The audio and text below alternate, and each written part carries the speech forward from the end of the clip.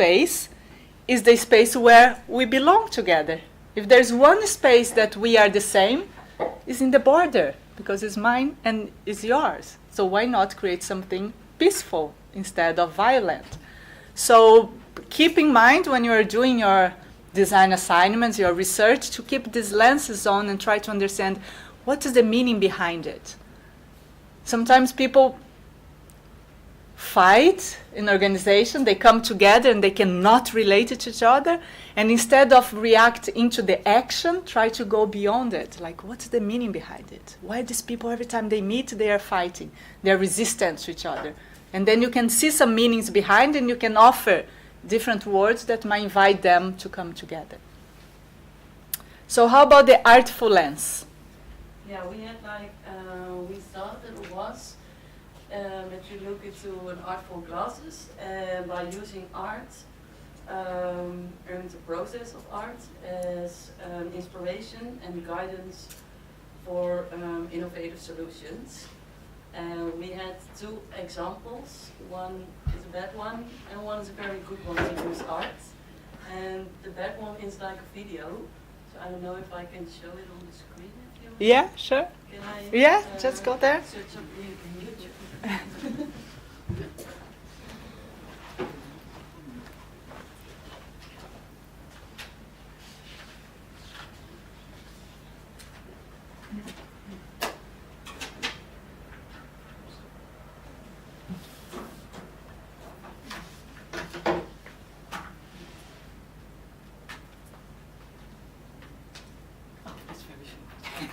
Can you see it? Yes. Just need a normal glass. Hoe heette die daar nou? Welk? Oh ja.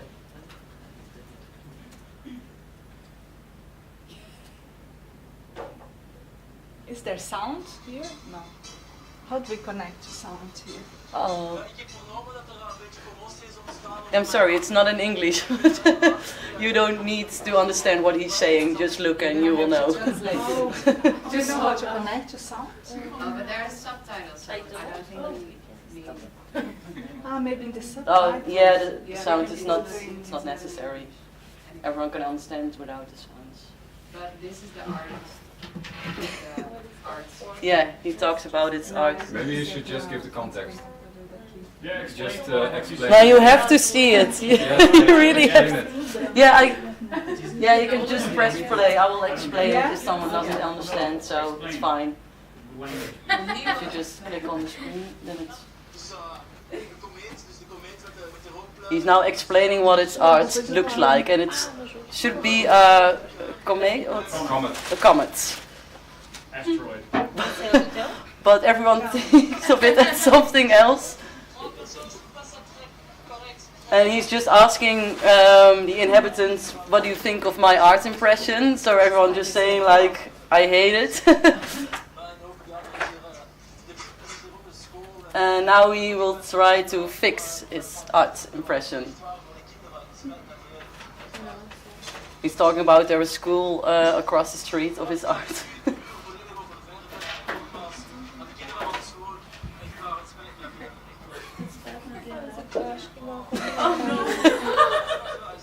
Depois eu vou apresentar também.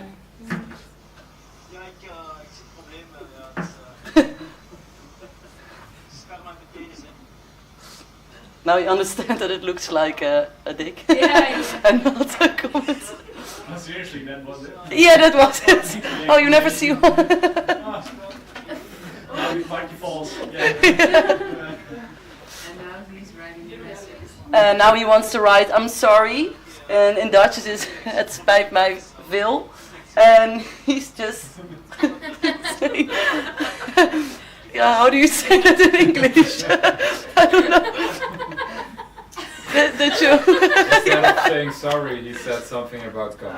Yeah, about. Oh, so But it's a Dutch. a language game? Yes, Dutch word. Just a minor difference. Yeah, in but it's in the Dutch language. Just a bad example of using art in a different way, because this one failed. And I don't know if you all know the Gaudi in Barcelona, the Gaudi buildings. that's what we think a good example for using art in a different way, like a tourist attraction, in what it is now in Barcelona. Yeah. So that's what we say by looking art through another glasses. So. Yeah. Okay. So and also the artful lenses. I mean, in this way, it was kind of a funny joke to provoke in many directions, but the artful lenses also has this meaning to provoke in a more artful ways. So you can provoke by doing some language games that you said in Dutch brings two different meanings. So when you bring different meanings, you also help people to you disrupt them into thinking of something else. So the artful lenses is an invitation to go, to move far from just being rational. What I say is what I offer, but trying to be more subtle. And if you can do some language games, you'll help people see slightly different. You see those stand-up comedians, for example. They are very good in doing that because they play with language and they make fun of very serious things that make you think about it, that you never thought before. So art can help you bring in these nuances about the language and therefore how people reflect and act upon any topic. So how about relational lens? Well, we looked at it and we thought it was if you look at the world and you want to make a choice, you first look at the effects of your choice and the relation between them. Mm-hmm. So if you do A and B and C and D will happen because of your actions you take. And it can be on a lot of factors and financial results, ecological, social. So we have a little example from a microwave. Microwave? We found it on the internet. So if you want to buy a microwave, there are a lot of effects that can bring to a house. So maybe you don't have the money for it, so that is a financial effect. Maybe you don't have the space for it, a spatial effect. Maybe people don't want to cook anymore and only eat from the microwave, so you don't really sit together anymore. So that's a social effect that can happen from just buying a microwave. Mm. So of course that was the relational lens when Mm-hmm. you an issue. Mm-hmm. And also you can see a microwave as saving you time to cook. Yeah. So you can spend more time doing other things. Or you can look at eating less healthy, because then you're not buying fresh things, but prepackaged thing. So the same topic might have positive or negative aspects, and therefore you need to see in relationality.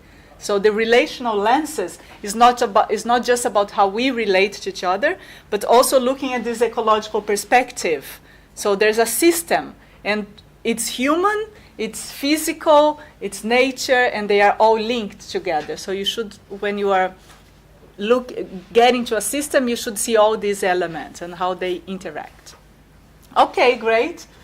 So now that you see the definition of these 4 appreciative inquiry lenses, is it clear for you what each lens is trying to tell you to focus on? Appreciative, discursive, artful, relational. Are you using discursive, artful, and relational in appreciative inquiry as well?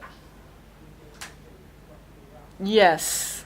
These are this is the invitation of Danielle Sunday. Every time you are doing an appreciative inquiry project, you should have all these glasses on your pockets.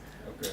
So when you are doing the D phases, or when you are trying to understand the system, or when you are doing an interview, try to have those lenses to try, being from appreciative mindset, seeing the meanings behind it, being more artful in the language or how you present topics, and also being relational. What is the relationship?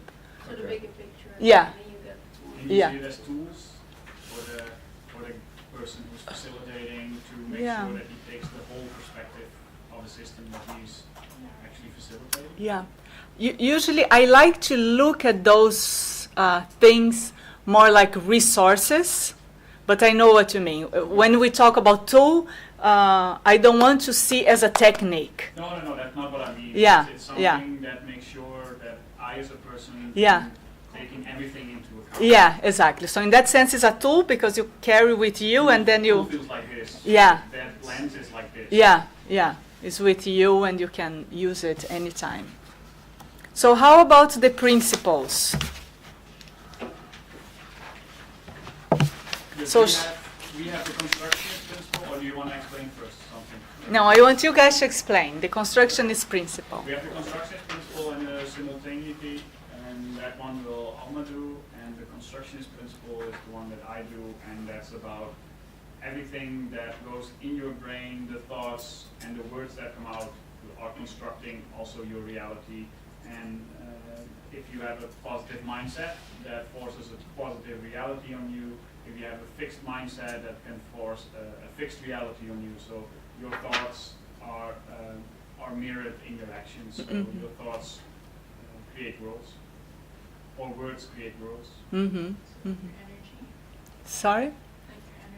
Also your energy, yeah. And it's always relational because you might have an intention, we always have an intention, but we just know what's going to happen when we relate to others. So if I come here and I want to fight to Yurum, and every time I try to fight, he smiles at me, I cannot have my achievement because he doesn't let me fight. Or the other way around, I want to be really nice to him, but he's so upset with me that he won't let me be nice. So you need the other to construct the action. So you might have an intention, but it is in these relationships that you construct it. So it's like the leader can only be a leader if there are followers, and followers can only be followers if there are leaders. So it's like really Eastern Taoist kind of yin-yang principle. yeah, yeah. But of course, don't take it too simplistically, right? It's not that we have a king in the Netherlands, and now we're going to decide we don't want the king anymore. So we don't treat him as a king. Will he stop being the king? Probably not. But if we would start a movement that slowly every single citizen of the Netherlands wouldn't recognize the title of the king, probably at some point there's no monarchy anymore, because the monarchy needs the people to act upon, right? So it's all constructed, but there's a very complex process of construction that when it becomes reality, of course there's the weight of reality. It is real. But sometimes we forget that one day it has been constructed. So the invitation here in the principle is that you become aware that whatever you are finding in that organization, even if the manager or the owner say, that's how it is, it's our vision, our values, it has always been like that, it cannot change. Well, one day it was created. So it can always be recreated if it's not fulfilling the lives of people there. Thank you. That's what I wanted to say. That's what you said. And the second one is the simultaneity principle that says that inquiry is intervention, and we understand intervention as change. So all the time we are changing because of the learning we are getting and all the knowledge we are getting. So the way we can get the most notable changes are through the questions. So maybe we have the answers, but when we are questioning about everything, we are realizing about more information, about new information. So that's the way we create the new realities. Mm-hmm. Yeah, exactly. So change is not that big word that we use to understand change. Is if we transform this school into an oil factory, then a change has happened. No, change for them is the everyday little shifts that you have in a system. So if you change your way of talking to someone, you are inviting them to reply differently. And then slowly you are changing relationships, which will affect the way you act, the way you do things. So slowly you are changing. But also this simultaneity principle applies very much when you're talking about research. And you might take inquiry and research as same. What they say is that by the very action of asking a question in a research, you want to collect data, so you go there and ask a question. This question is already inviting people to think about it. So you're already creating a change. So this idea of this neutral and objective researcher doesn't apply here, because they say the topic you choose to research already tells about you, about your passion, about your interests. So the question you are asking already invites people to go to some directions. So you're already creating research, intervention, theory, and practice. So they are all walking together, hand in hand. So how about the poetic principle? Poetic principle, we thought it may be a metaphor that is human organization is like a coin or any literary text. It means there's no right or wrong issues. It is there's no standard answer and it's open, unlimited issue that everyone, every member in that organization should be involved into it and to co-create by themselves for their own understanding or interpretations. So it's open to many interpretations, right? It's like an open system based on social interventions, and that can create many realities and outcomes. Yeah, yeah. So there's a paper that talks about from organizations as machines into organizations as conversations, which pretty much goes into this poetic principle, because when you look at organization as machine, you are always looking at this entity with the hierarchy, who is the manager, who is the team, and there's always a right answer. We have a project, we act upon it. You have, in the project, you have roles and rules and tasks, and it's all there preset. And when you talk about organization as conversations, then it's more like co-authored. You can always see how interaction is leading you in the process, and that might help you to make some changes. So the next one, the anticipatory principle. What's that? Says about positive images of the future is our positive action. It says about creating positive images together, and last class we were talking about aspiration. So what we can understand about this is when you anticipate, like as a group, we can anticipate where we want to go as a group, as an organization. So we aspire to be something, or to create something. Yeah. And that this co-created goal can lead to collective responsibility as well. Yeah, exactly. Great. And the last one, the positive principle. This is very close to the appreciative lens. Emphasize the positive effects of social bonding, so it creates a sense of ownership. So people will care more when they are heard. Sense of belonging. That's also important. Changes. Yeah, yeah. Any questions about the principles? I just wanted to say about this positive principle that I was looking this morning to a video that said that even every action that we have in the thinking of a complex system, people when we do something or create something, we don't really think about making a negative consequence, about we never thought that the glaciers will melt. We didn't think about that before. So I think that in the same way, we're always thinking about some positive outcome of whatever we do. So we have to be more collective to know what the positive outcome of this will be. And everyone wants this positivity. Yeah. It creates positive, generates positivity. Yeah, yeah. Yeah. Yeah, exactly. And the other principles helps you gather people together even to discuss what is positivity, right? Because if you're not talking about what's right and wrong, but people, they carry their own background, sometimes they have different ideas of what it is to be positive, and you need to be on the same page if you're taking a future action, right? Okay.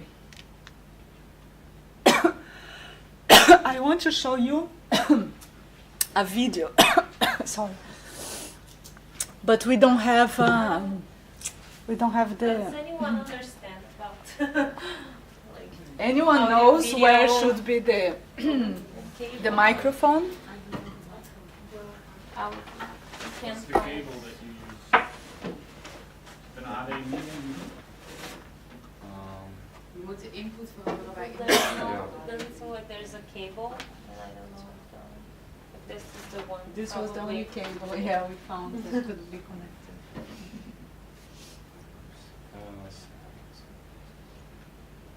Okay. Oh, that's it. I hope that works. Do I need to change afterwards? I think if you unplug it, it automatically Okay. goes to built-in speakers. Okay. Um, Okay, so let me try. So.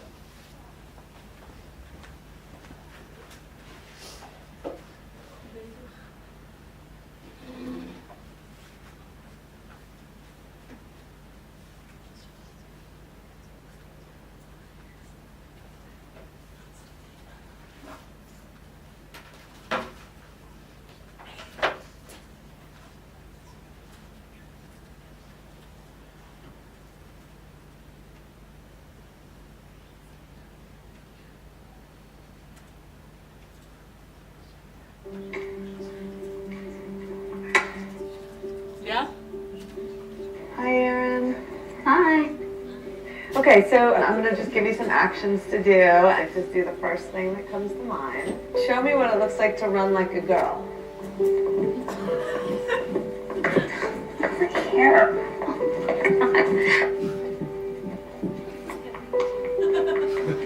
Show me what it looks like to fight like a girl. Now throw like a girl. Aww. My name is Dakota, and I'm 10 years old. Show me what it looks like to run like a girl. Throw like a girl. Fight like a girl. What does it mean to you when I say run like a girl? It means run fast as you can. So do you think you just insulted your sister? No. I mean, yeah, insulted girls, but not my sister. Is like a girl a good thing? Actually, I don't know what it really, if it's a bad thing or a good thing. It sounds like a bad thing. It sounds like you're trying to humiliate someone.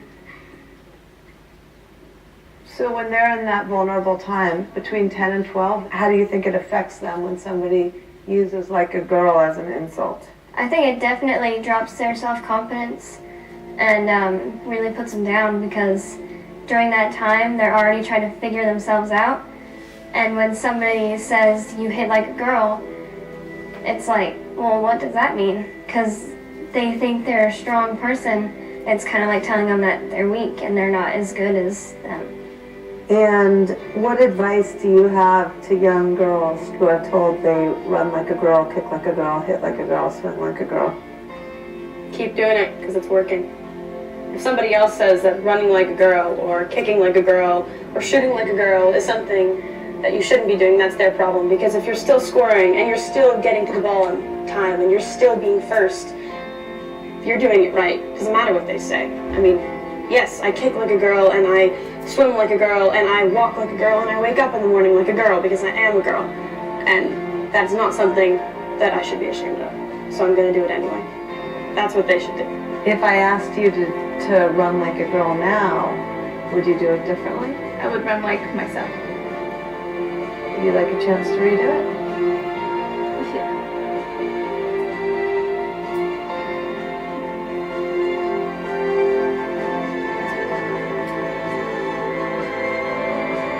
Why can't run like a girl also mean win the race? Okay, so this is, of course, an advertisement from Always.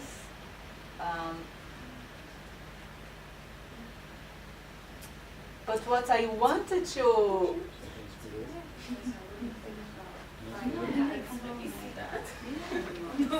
figure out how to go to Jesus.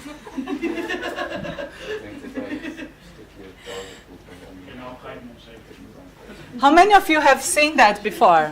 Raise your hands. Yeah? What did you think about this video? It's very important. It's very? Important. Why? Because, it makes you realize that sometimes people tend to make women feel less than men. You know, and if you don't, or sometimes in other ways, like if you don't sit like a girl, you're manly, or if you don't talk, if your voice is not like very feminine, then you're like manly, or something like that. Mm-hmm. I've also seen that stereotyping in clothing. So on girls' shirts, it would say you're a princess or you're pretty, and then on the boys' clothing, it would say you're strong and you're smart and those kind of things, and that's like just wrong. Mm. So from a young age, they make girls believe that they're just pretty little princesses, while guys or boys are strong and they can achieve stuff. So yeah. And what is interesting in this advertisement is that they show the women above puberty, they already became what language, the discourses around women made them. So they were already even making fun. When you run like this, and you fight like this. But the little girls who hasn't been there yet, it doesn't make any sense. If you run like a girl, you run as fast as you can, as she said. So they haven't somehow been affected yet by the discursive principle behind gender equality and those things. And what I like about this video, when you think about those lenses and principle, I think they were quite clever using some of them to generate something new. It makes you think about these old saying talks in a different way. Wait a second. Yeah, why do we do that? How does it affect people's lives? The little boy, when he's asked if he was insulting his sister, he didn't think he was. But then the question comes, and then he said, well, maybe what I did is insult, but not my sister. Right? Because he loves his sister. And sometimes people incorporate that. I'm not trying to insult you, but you have this big discourse that you are insulting a big group. So the advertisement tried to generate, to create something new, to create new conversations, new way of thinking. So you have the artful lenses. They do in a very funny way. So you laugh. It's, yeah? Correct me if I'm wrong, but those are also like mental models that we create from a very early age, like culture, nature, nurture, that kind of stuff. Yeah, yeah. You as a AI professional, how do you point that kind of mental models out to people with narrative and make them into a change? Because those are so deeply ingrained. Looking at that little boy, that's a deeply ingrained model that most of us are never aware of. Never. And there are all others, how do you say that? Areas of our lives that we don't even question because we don't realize that this was created at some point in life. You hear it, you see it as a professional. What's the start of pointing something out to a group of people that have this ingrained mental model in, let's say, an organization that's hurting them, that's putting them down instead of going up? Yeah. How do you get them into that narrative? Okay, let's change this and reframe it into something else. Mm-hmm. The first step, what's happening there? Oh, she was just shaking. The first step, I would say, it's the art of asking questions. You need to prepare yourself to be a good, to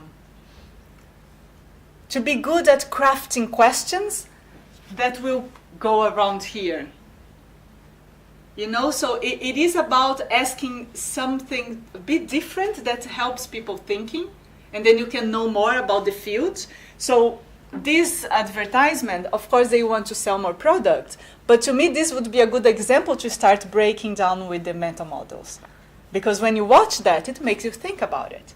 Even the guys, when you get into more machist men about gender equality, they're going to come up to you with some nature arguments that they're going to prove you that, yeah, men and women are different, and that's how it's supposed to be, because the men are stronger, they're the hunters, and the women, they stay home with the plantation as it happens 10,000 years ago, so that's how it should be. So they have this argument.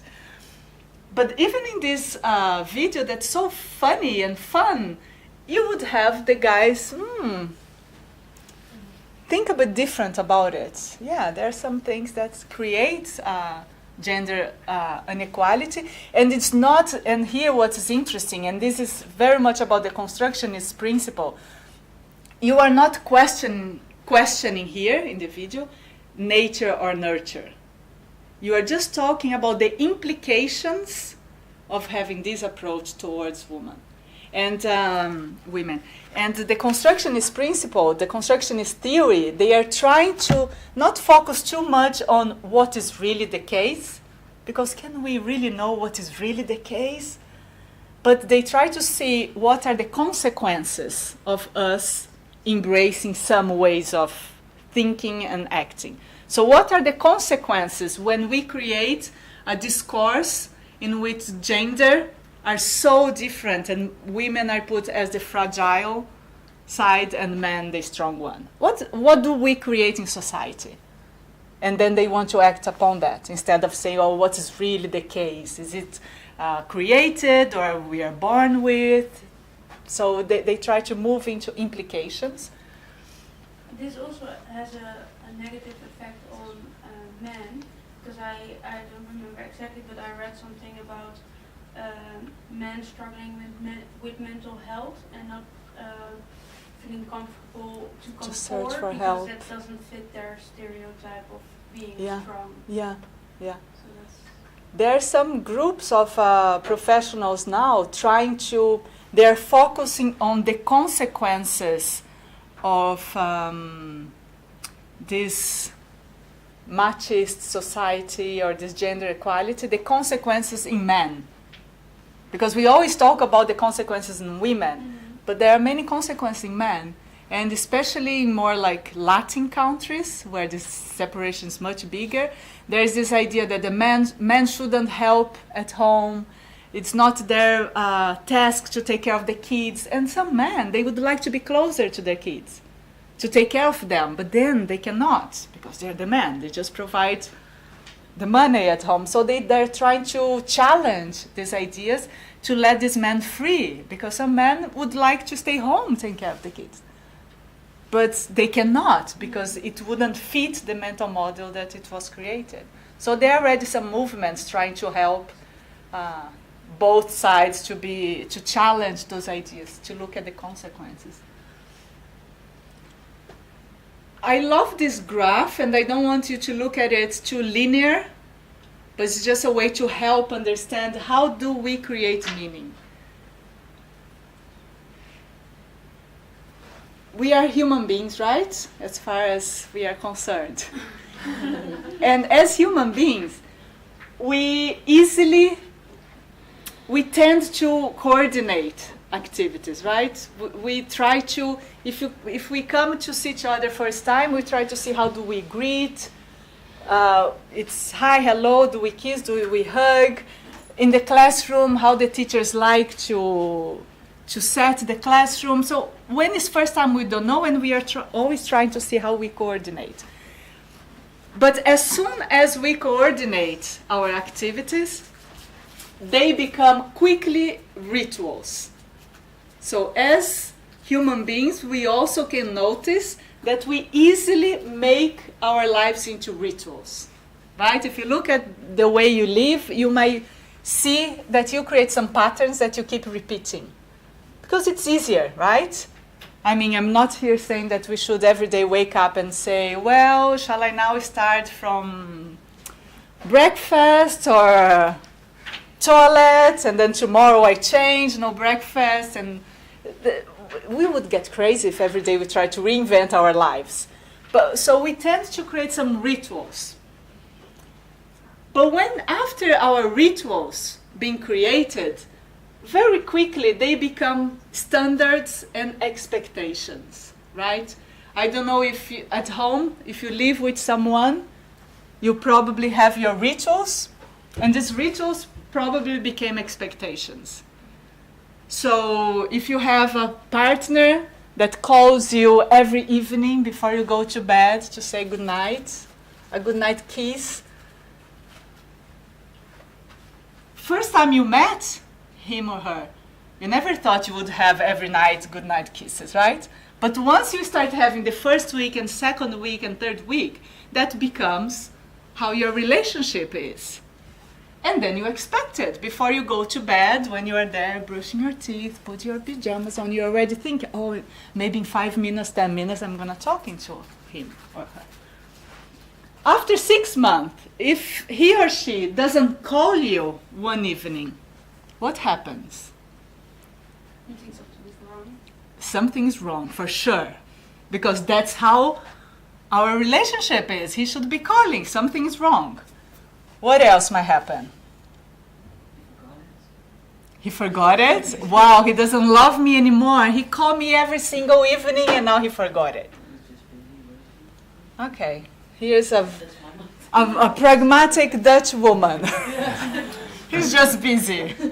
That's good. I think it brings some kind of unbalance, you know, like frustration. There's a disruption there, yeah. right? There's something different here. The thing is, when you go beyond these standards and expectations, you get into moral orders. What does it mean? That's your values. That's how things are in life. And there's nothing wrong with that. The only thing is that when we get here, we completely forget that once, at some point, this didn't exist.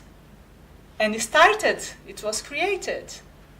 So when we get here, we truly believe this is the reality, that's how things should be. And of course, with more or less flexibility. In general, relationships, organizations, they live here. And you as a professional, if you want to disrupt in a good way, to break some vicious circles of things that are happening and people don't even see how things could be different, you can enter somewhere here to provoke some disruption and then generate something different, right? So, of course, this partner who didn't call in the evening, if he's in appreciative inquiry, maybe he could use that as an intervention. I don't call tonight and something will happen. At least a conversation you're going to have. At least to ask, were you busy? Just to check. Was it the case or not? So when you intervene with something that breaks the pattern, you disrupt, and then people need to think something else. What are you guys laughing about? Yeah, I experienced exactly what you just told last night. Really? You didn't get the phone call or you didn't call? I didn't call her. Oh, and what happened? She was quite worried. She was worried. Yes. So, yeah, she didn't sleep that well last night. So, yeah. So, that's the story. And made her think. Yes. About lots of things.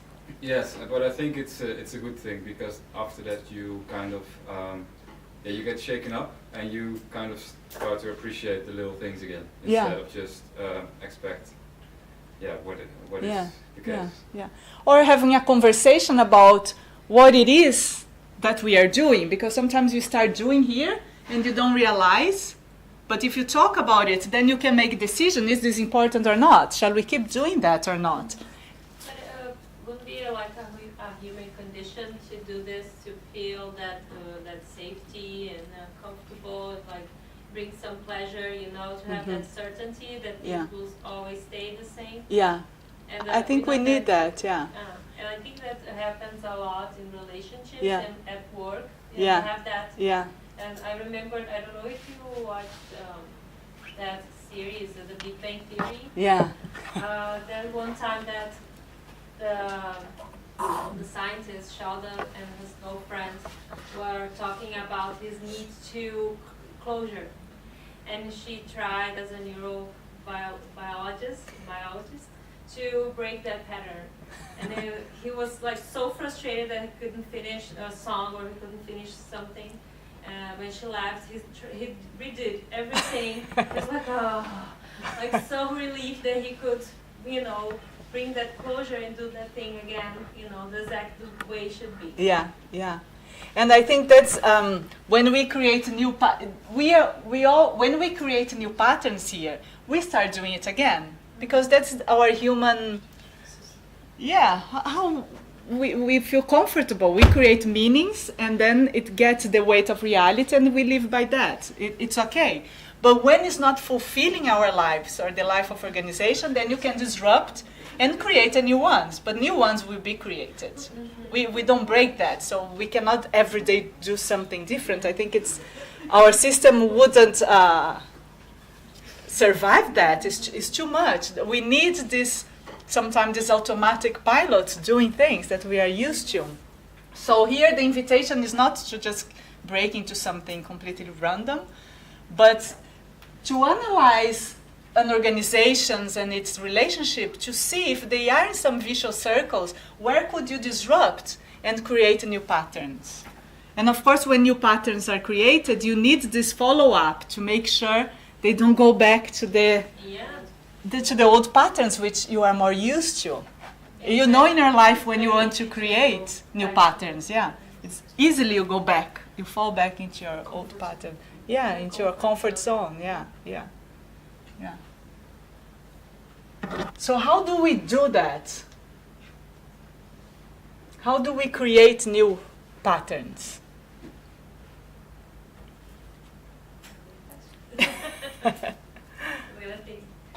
I was going to ask that.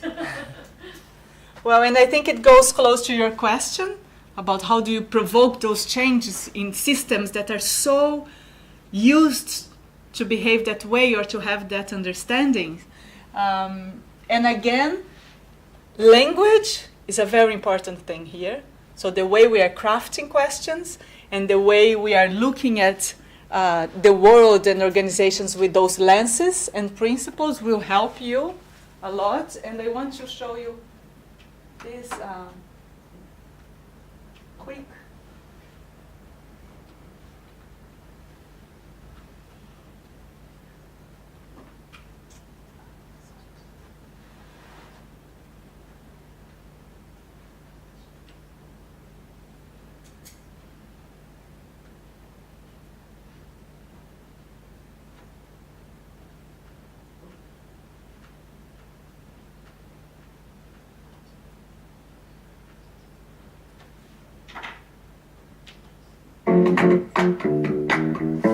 Wilmer, de pittige 30+ kaas.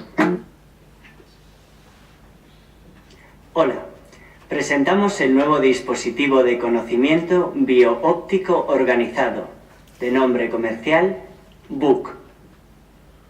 BOOK es una revolucionaria ruptura tecnológica, sin cables, sin circuitos eléctricos, sin batería, sin necesidad de conexión. Compacto y portátil, BOOK puede ser utilizado en cualquier lugar. Al carecer de batería eléctrica, no necesita recargarse, pudiendo ser utilizado tanto tiempo como sea necesario, aunque no se tenga disponible una toma de corriente. BOOK nunca se cuelga. BOOK nunca necesita ser reiniciado. Simplemente tienes que abrirlo y comenzar a disfrutar de sus enormes ventajas. Así es como funciona. BOOK está construido con hojas de papel numeradas secuencialmente, cada una de las cuales es capaz de almacenar miles de bits de información. Cada página es escaneada ópticamente, registrando la información directamente a tu cerebro. Una simple sacudida de dedo nos lleva a la siguiente página.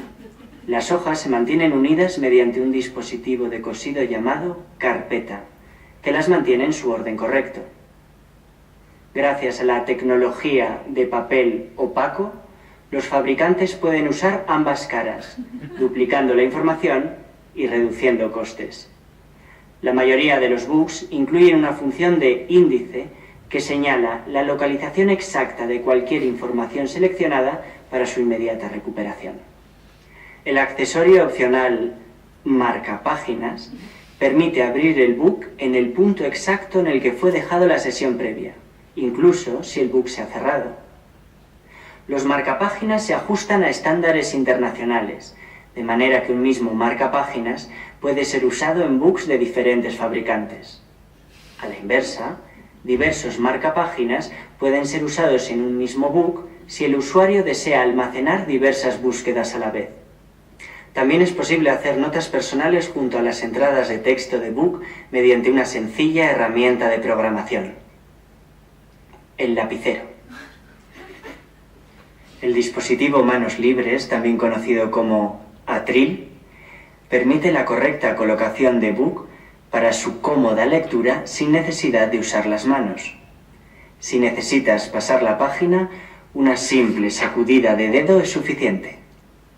Book es un producto respetuoso con el medio ambiente, ya que está compuesto únicamente por materiales 100% reciclables. Portátil, duradero y asequible, Book está siendo recibido como el precursor de una nueva ola de entretenimiento. Bienvenido a la era que transformará tu manera de entender el mundo. Bienvenido a la experiencia Book.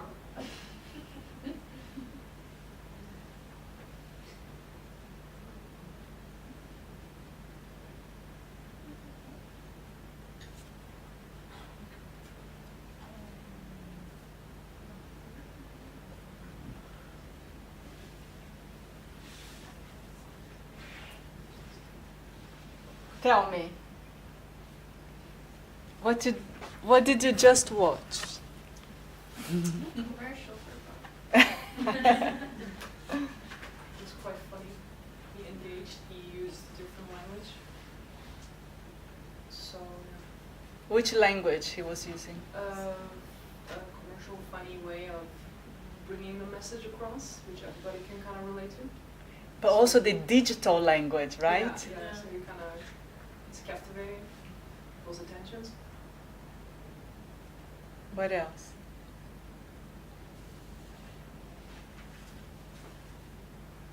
Yeah, like you said, the digital language, he tried to explain something that's very rudimentary and exists wherever or for some time in a technological way. Mm-hmm. It seems like, well, what is the advantages of it? And Yeah. So the language he used the technological language, which is quite appealing nowadays, to call your attention to something that's getting forgotten. It's there forever. We don't value as much as a laptop. And then he calls the attention that you start thinking, wow, What features? what features? The book. So it's the very same old thing, and it calls your attention in completely different ways. So in that sense, a great example of generativity. He generates new ideas, thoughts, and reflections upon something that's there in your house forever, and you don't even think about it anymore. So he invites you to rethink about it. Any other thoughts? I think the thing about entertainment, I guess, seeing a book as entertainment, because I think nowadays people think about reading as more of an effort, not a pleasure. So he's saying like it's entertaining and Yeah. I think he brings this idea again. Yeah. So how can you bring this into your professional context? How can you use this way of approaching for talking to people in organization, in community?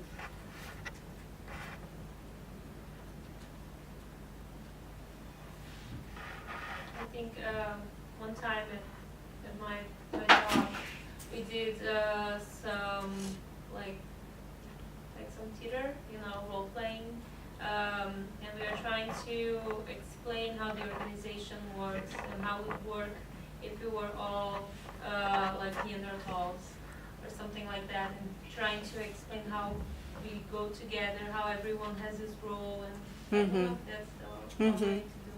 Yeah.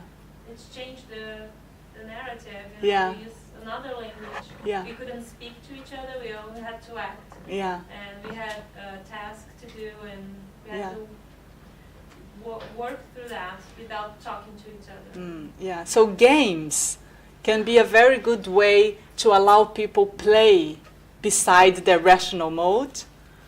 So you have those role plays. You have also the Lego, the serious Lego. So you can play with teams that they can build something, and they are in a more playful environment, that they can go beyond that discourse he always talk when you ask them about their role, their tasks. Amy? Just another example of a game, and it was thing about zombies. So when we were in a change management project, there was a video, a small video, and like an infography about some bad attitudes that you have when you have a change in your organization. So even the people who were looking at the zombies, at the end they were, oh, I am the one who's always complaining about the. And it was a game. It was not aggressive, but at the same time they were reflecting about I'm the one who's always. So we are talking about games. We also talk about metaphors. Yeah. So people can identify themselves into metaphors, so help them to also reflect. If you tell the manager, oh, you are being too hierarchical or too rigid, they're going to defend themselves.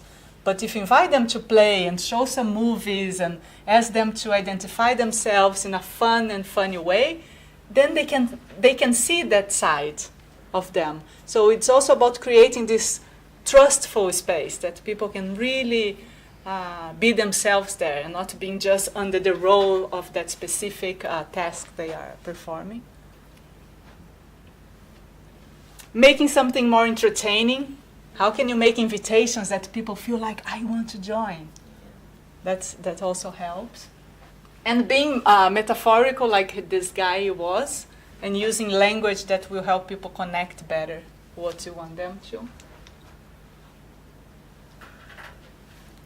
The central piece here, and you cannot escape, it's you, yourself. You are the facilitator of the change. So you also need to be prepared to invite people into those spaces. And that's why during this year, you're going to have some exercises, some learning processes here to think about your own personal professional development, because it's not just take a game into a group and say play it and now you change, but you need to be aware of all these lenses, of all these principles, and every time you are talking you need to facilitate these creative processes to ignite this collective creativity. And some ways to do this is asking unconventional questions. So those questions that people might have a little disruption. Ask circular questions. What would be a circular question? Is it something like rhetoric or not? No, it's a question that puts people in relationship to others. And this started in family therapy when they would ask questions to the patient and they would always answer the same thing. So they start asking the same person, but asking them to be someone else. Like, if I would ask this question to your girlfriend, what she would answer me? But then it's not her answering, it's still you, but allows you to go a little bit in the shoes of someone else to answer the question. So you might be talking to a manager of an organization, telling the whole story about the organization, and you could ask them, if I would ask the same question to your employee from that department, which story they would tell me? And then he might try to think about that specific department, some struggles that's happening. Well, maybe they would tell you a different story. Which story is that? So you can expand the understanding of a question, of an issue, asking those circular questions. And never forget that the system moves in the directions of the questions we ask. Why did they choose circular questions? Because circular insinuates something else. Because if you explain that it's a question where you actually disconnect the topic by using somebody else, I get it a little bit why you call it circular, but what's the origin of circular question? Yeah. In essence, it's not really a circular question. Yeah, yeah. In family therapy is more circular. That's you involved. That's because of the Yeah, relationship yeah. and everything. And I guess that's why they call They just that. copied it. Yeah. So they call circular questions. But I mean, at work you also have relationships. At work you also have relationship. Everything is related. Yeah. Yeah. But it's not about the relationship. The circular question is about actually disconnect from the situation, so you can easily talk about the topic without feeling instantly the emotions. You can bring other perspectives to the topic. But then you do feel the emotions, right? But from someone else's No, but it's still Yeah. You allow yourself. Yeah. Yeah. Yes and no. It sounds almost too easy, but it really works.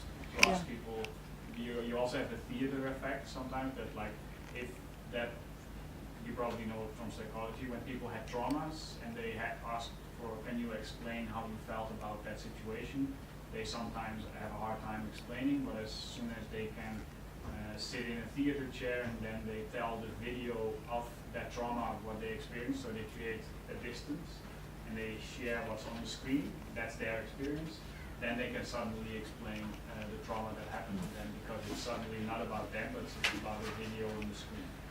You have simple exercises that you might know when you ask people, oh, if you would be an animal, which animal you would be, right? If you would be a car, which car you would be. Many people use that very simplistically. Okay, you would be this car, fine. Now, the answers they give you, it's an opportunity for you to explore actually who they are. Because if you want to be an elephant or a mouse, says different things about you, and then you need to get more characteristics of that elephant or mouse to see how does that connect it with the person who is talking. So those we call projective questions help you to detach yourself and the way you see yourself, and you always answer the same way, so you can answer differently. So you expand the understanding. I remember once I had this class on emotional intelligence, and the teacher told us, oh, bring an object that you think represents you. Everyone thought it would be such a easy assignment, like, oh, whatever, I'll just bring something, but it was such a deep session that at the end everyone started crying. It was very intense. Just to bring an object that represents you. Yeah. And you discover a lot of underlying stuff. Yeah. And also, as a facilitator, you should be always aware that when you invite people to go beyond what they are comfortable with, and they get out of their comfort zone, it can become really emotional. And if you're running a session, you should know the moment in which you should call them back. Because if it's not a therapy session, you don't want to go too far that you cannot bring it back. So you need to try to wrap up or call the attention to connect to the topic. So as a facilitator, you should always measure the temperature of the room to see if they're going too far from your aims. So, yeah. So it's important. There is an author also that he says you need to make a difference, the difference that makes a difference. When you insert something too different, people get so scared that they freeze and they don't relate. But if you offer something that's too close, you don't enact anything different, so they stay the same. So you need to see like the difference that makes a difference, which is different enough that people notice, but not too different that people step back because it's too different and they don't want to put themselves so much out there in their out of their comfort zone. We won't have time to go in details because we are almost there, but I want to offer you, and then I have here some printings about some questions you might ask in different phases of the appreciative inquiry, but also when you have some time to exercise creating questions. This is also something we might find very simple, but when you engage in this exercise, you realize how complex it is. You take a topic and you try to see how can I create a question here that I'm not influencing too much, that I'm not being too abstract, that I'm appreciative enough but not too much positive, so I leave space for other things.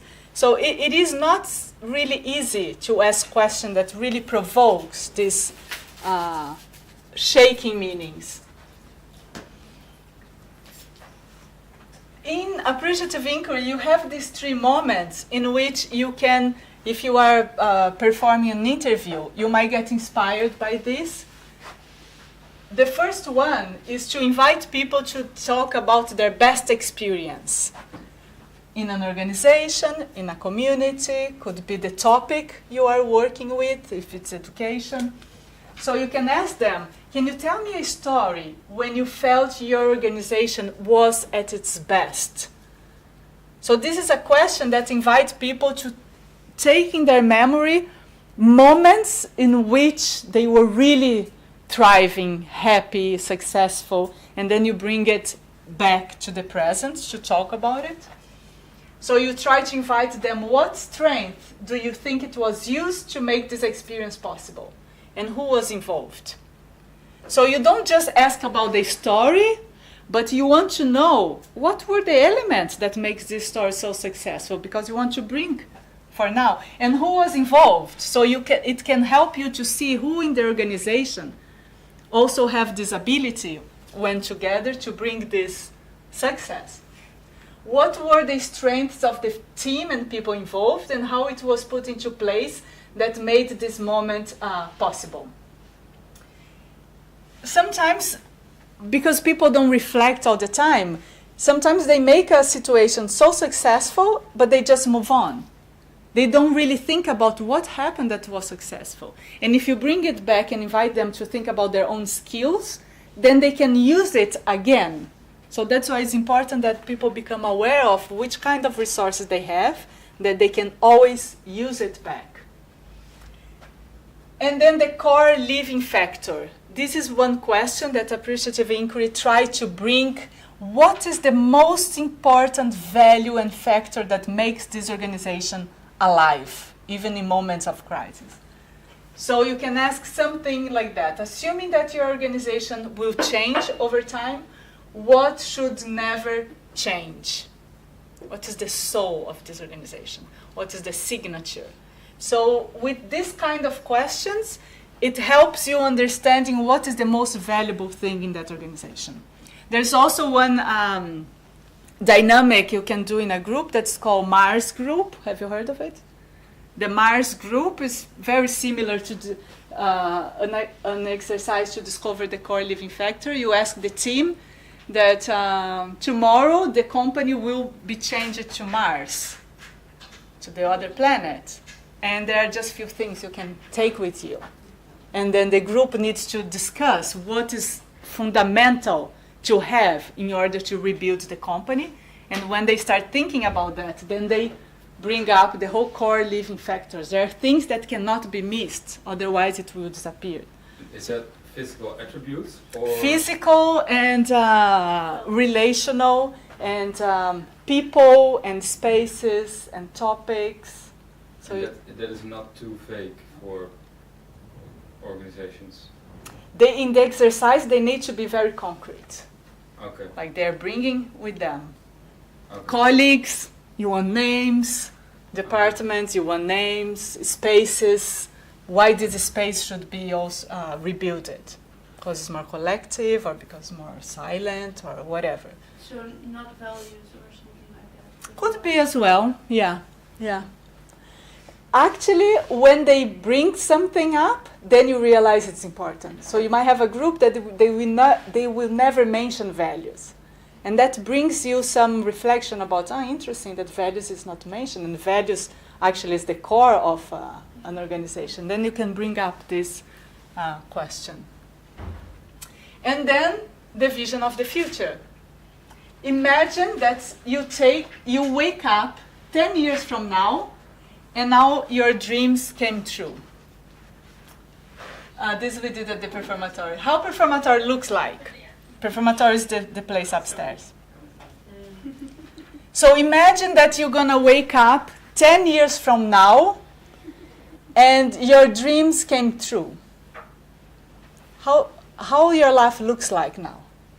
And then you ask people to talk about it. So how your organization looks like, how your school looks like, and then people will say, we're going to be living in peace, and we're going to have these projects, we're going to be thriving. So they're going to describe their dreams. And then you can ask, how does it look like? Bring an image of it. What's different from now? In order to make it happen, what do you need to start doing now? And what you need to stop immediately in order to lead the organization to this ideal stage. So you first invite them to imagine something that doesn't exist. In 10 years, you have the perfect life, you have the perfect organization. So because it's in 10 years from now and you're telling them to imagine, so you set their imagination free, so they can say whatever. And then when they have this image, then you bring it back. Okay, look at this.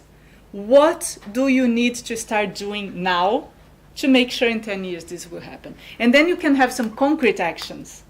And what do you need to stop doing now? And then they can also say, this should stop right now, otherwise we won't build it. So the idea here, the vision of the future, is to invite them to dream and then to bring them back and say, what do you need to do in order to make it happen? So these are all possible ways of asking appreciative questions that can help people move a little bit out of their comfort zone, or enact some generativity to start thinking a bit different from the very same topics they use, the way they used to think about it. So I will upload it and you can... when are we going to... I guess we are going to do this in practice, right? I'm not sure. I want to do it today, but I don't think we can do it. I have this printed for the exercise. I can even give it to you, and maybe if you find a time, you can do that. Together? Yeah, in groups of 3. So you can exercise on each other. But, yeah, maybe, you know what? We could do that in the 3 days workshop, the experience design, because you're going to have a real life assignment. Would be nice. I tried to do appreciative inquiry just with a friend, and it didn't work out. No? It was really, it seems really nice and simple in theory, but when you start doing it in practice, I get stuck. Yeah. Okay, so this exercise, we do it in 3 because there's always an observer. And it's good when you are learning to have somebody observing, because somebody outside can see things you cannot. So then they can tell later on, maybe this question came too early, you didn't leave enough space for them to react, or you gave already too much opinion about it, so they can kind of reflect upon it. But in the workshop, you're going to have the client. So maybe you could try to craft some questions in the appreciative way. That would be my advice. And then we could talk about that later. But you always kind of work according to step 1? Step I 2, don't. Okay. Some people, they go like this, especially when they're doing the summit. And by the way, I brought you also this if you want to make a copy. But you need to give them back. This is a real example of a summit in an American company, Fairmount Minerals. So they applied in 2 or 3 days. 3 days, the full D, and they have all these questions. And in this paper, it's just 6 pages, you can see even the agenda of the summit. So you can see how did they organize the whole process with the interviews and the meetings. Some professionals, they combine all these 3 phases of stories and images. How can you create new stories? So first you think about example of some stories or images that are powerful, and then you try to create how you could create a better world with these stories, and then you imagine this story for the world, how it would apply. So you see, it's all ways of asking the same thing, but invite people to go beyond their rational explanation. So this is the final, Just for you to think about when you are crafting questions in appreciative mode, think about, they should be surprising, right? Questions people never discussed or thought about it before. So how can you structure a question that people will, like the book presentation. You give a technological language and then people, wow, this is a nice resource. And cause people to stop and then reflect. They touch people's heart and spirit, so shouldn't be just rational. So take people back to memories that are attached to them. People, when you are curious and interested in people's stories, they love telling stories. So try to see this connection and how could you invite them to get back into memories. Memories of the organizations, moments that they were really happy there and thriving. Take people to what most matter to them. It surfaces a great deal of energy. So when you touch people's heart and spirit, you bring the energy up. They get excited to talk about it. So talking about and listening to these stories will build relationship. So it's also about building relationship. What does it mean? Create trust, create engagement. People get motivated to talk and to participate. You want to create that. So as a result of the conversations, people will feel closer to each other. A great sense of vulnerability and trust will be engendered by asking and answering the questions above. So if you get people into talking this approach, they feel closer to each other. You engage the group into some trustable space. And the questions force us to look at reality a little different. So reality can be reframed by the way a question is posed. Again, the example of the book, the example of the girls running, you pose differently and people start looking at it differently. You are listening and telling something very different from the taking for granted and stereotypes and assumptions. So you need to ask questions that goes beyond the way people are used to hear all the stereotypes or the assumptions they have about the organization. So when you are creating questions, try to see if you can get into these moments. Okay, so I'm going to leave this to you. I have some possible questions for each D phase. You can also take it. Final question. 5 minutes to go. If we would relate the whole conversation we had this afternoon about appreciative, generative, the model, the way of crafting questions, the engagement, how would you connect that with the first activity we had over there? Over the table, standing. Just some comments, if you can relate to the topic. Well, we already started to think in positive ways when we had to think about appreciative and generated. So that was already a positive start to the workshop. And also there was an intention of mine to include your thoughts into the class. So I invite you to bring it, and I put it right here. So every time I bring something that's connected, I show you the connection. So I bring you in the topic. It also made us reflect upon these things before starting to take the content of the course. You set your mind to. Yeah. This is really important, setting the stage. When you want to talk about something, you set the stage so you prepare people to engage. What else?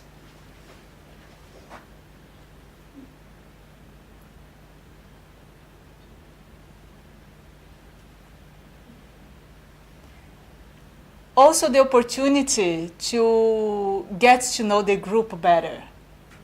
We take for granted that we already know each other. I mean, it's been 2 weeks almost, right? But then you let new stories to emerge. We didn't have much time there, but we could see some new stories, new names, and places, and jokes. So those are things that connect people. And it's always there. We always have points of connections and disconnections. It's our choice to raise the connection. And then we could, if we had more time, we could use those things in a new exercise and create something. So you engage people, and when they feel they are connected, engaged, they become more present into whatever is happening. So it's always important to set the stage and to leave some time for the group to become a community, to recognize each other, to feel easy, to find some points of connection. Okay, any final burning questions? No? So it was really nice meeting you. I'm gonna see you in 2 weeks from now, right? 26th of September, for 3 days. Do you know the location of that? Yes, we're gonna meet at the IMA lab. Okay. Downstairs. And the third day, we cannot be there because it will have something there, an event. So I'm negotiating still with Lilia to see if we have it here or if we go to Hopman, because it would be nice to go to a new building. But at the same time, what we are creating the 2 days, then we need to transport there. Yeah. So I'm still thinking about it. But the first 2 days will be here. Okay. It's too busy there. Yeah. And we're gonna have some little drinks and snacks, and lunch will be covered the 3 days. So then we can create a nice atmosphere, for learning. What's that? Now you like it, yeah. Also important, people connect through food. Anyone wants to copy right now and give me back and then share? I can wait, I can give you my card. And this is the exercise in 3 you can take. And this is the question. Do you need my card to copy? Yes.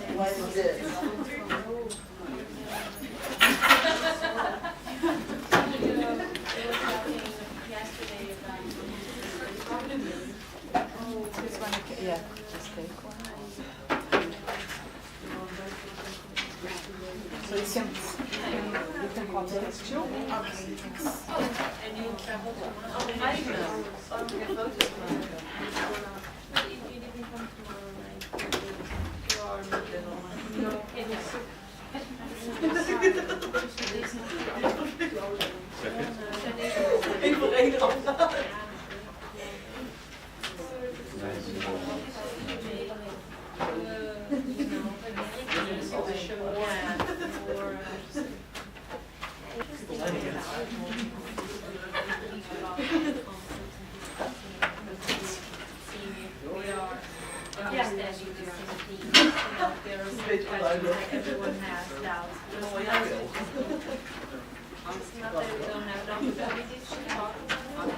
during class, people are not really talking and all that stuff. So we are trying to perhaps facilitate that process. That's good. It's good for people that understand it better, and for those who are understanding, it's an opportunity to more, as we heard.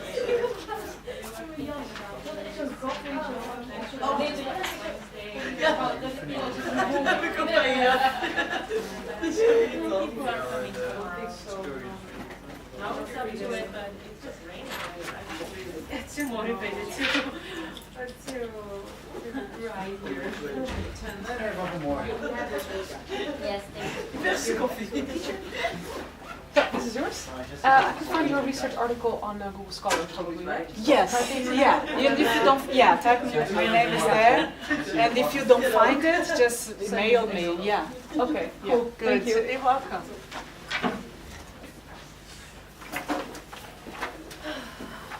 Já parar de chover agora. How's the weather in Brazil? Raining also most of the time? If I can give one useful advice to you here, just forget about weather. Yeah. Just forget about it and live your life. If you start focusing on that, it's really frustrating. Depressing. My boyfriend said the same thing to me, and he said, "Don't worry, you're gonna get wet anyway." Just replace your lenses and have a positive look. It breaks all the time. Just be aware of that. The country is full of great things, but if you focus on weather, especially for us coming from Brazil, I stayed this summer around. There wasn't one single day with 30 degrees. Like 23, and for us, like it is cold. I didn't wear any of my flip-flops and sandals, nothing. The whole summer. So I just don't think about it. I'm just doing my thing. I don't mind cold and humidity. For me, it's okay. I don't Wow, krijg je niet allemaal mee, hoor.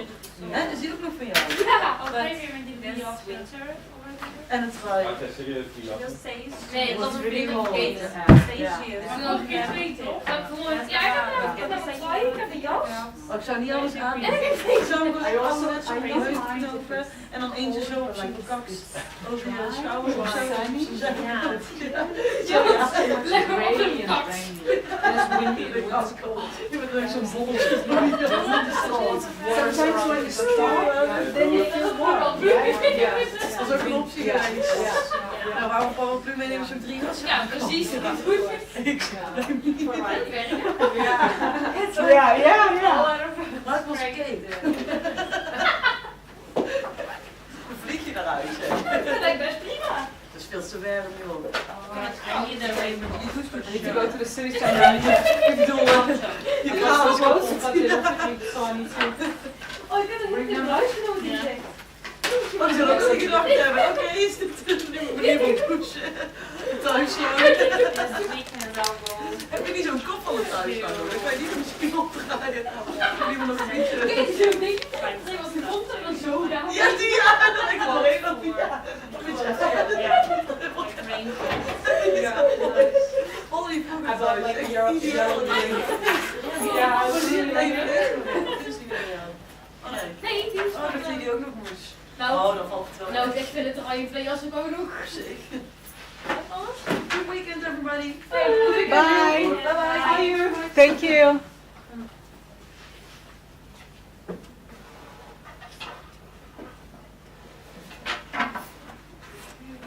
Como é que é morar em Amsterdã? É bom morar lá? Oi? É bom morar em Amsterdã, mas Eu gosto. Principalmente como estrangeiro, Amsterdã é super cosmopolita, né? Então é uma cidade super internacional, gente do mundo inteiro, então o network de gente internacional é bem forte. Então eu gosto. E eu, quando eu vim pra cá, eu mudei pra lá e depois eu comecei a trabalhar, então eu já tinha o meu círculo lá. Fiquei com dó de mudar pra cá. Sim. E não é tão difícil, e assim, o trem é caro, né? Mas a universidade paga o meu no cartão. Então, assim, é 1 hora, eu sento no trem, Se prepara para vou trabalhando, levo minha comidinha, então assim, não é tanto. É.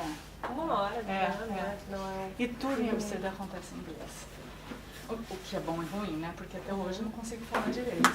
Porque tudo é inglês. Tu aprendeu a falar o Dutch? Aqui eu acho que você aprende mais fácil, mas em Amsterdã tudo é inglês.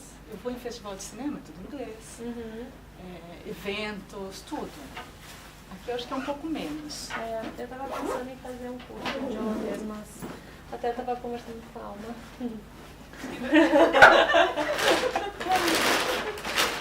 Studying Dutch. Yeah, about studying Dutch while in Vietnam. Language When is you quite saw some difficult. courses Yeah. a bit expensive, you thought, right? I think we can start with Duolingo. Yeah, Duolingo is helpful, and maybe if you get caught into that or excited, then you start. Yeah. Because, I don't give advices, especially because I live here, don't speak, so what can I say about it? But, my experience is that people don't really learn it. Unless you marry a Dutch person, unless you have kids and then they go to school. But otherwise, if you have English, it's really difficult to get the Dutch. Yeah. I know some Brazilians that moved to Amsterdam without speaking any language, just Portuguese. And then they learn the Dutch.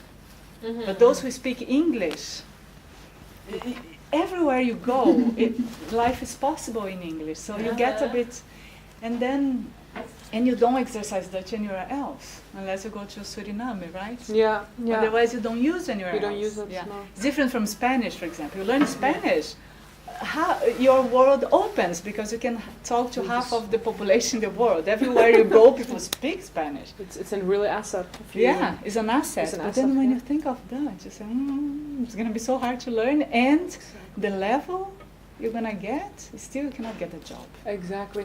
Yeah. It's just to say, hi, how are you, buy a banana. That's the exact reason why I chose an English program. Yeah. But then there is the other conversation. You are in the Dutch territory, so it's nice to learn the language. Yeah, at least the basic. So it's nice, and maybe you get excited and then you learn, but it's a hard language, especially for Latin speakers. Yeah, it's very different. Yeah. Learning languages, it doesn't only allows us to formulate our thoughts, it also shapes our thoughts. Yeah. So the more languages you know, Yeah. the clearer your view will be on certain things in life. So How you definitely understand people, culture, and it really makes a difference. So Well, Duolingo. Yes. Conclusion? we can't. Bye.